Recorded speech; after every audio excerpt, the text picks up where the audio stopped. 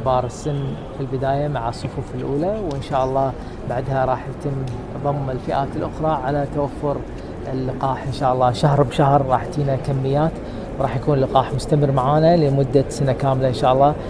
ناخذ كل سكان الكويت راح يحصلون إن شاء الله اللقاح باذن الله. إن شاء الله. يعطيكم العافية.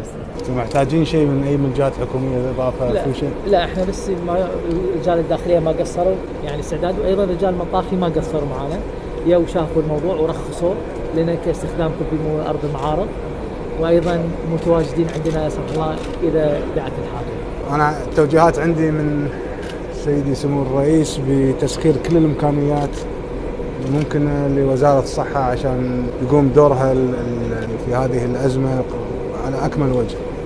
وزاره الصحه مو مقصره اطلاقا في دورها بقيادتك وزملائك وزميلاتك القياديين في الوزاره، لكن احنا كذلك انا اكد لك ان اي شيء تحتاجونه، اي دعم من اي جهه حكوميه باذن الله راح تلقونه.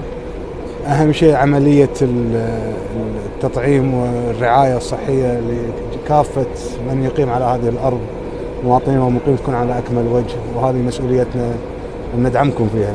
فان شاء الله دكتور يعني اي شيء لا انت وزملاتك وزملائك لا تترددون، باذن الله راح تلقونه متوفر تحت امركم ان شاء الله. خير من قصر معانا. الله يسلمك.